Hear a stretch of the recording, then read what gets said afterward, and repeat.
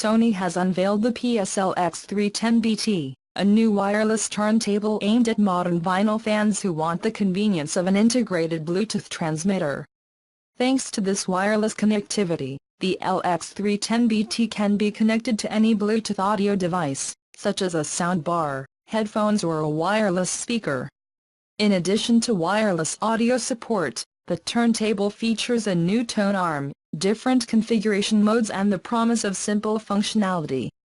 The new Sony turntable features automatic playback in one step, a function that automatically lowers the tone arm, finds the rhythm of the vinyl and starts playing music.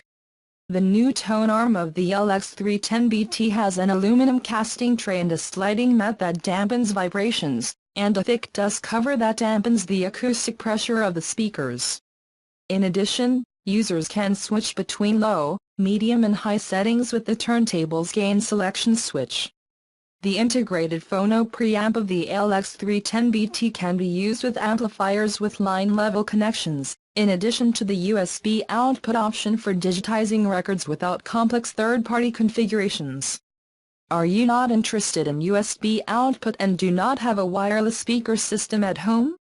The new Sony turntable also supports cable audio connections for playback on many other sound systems.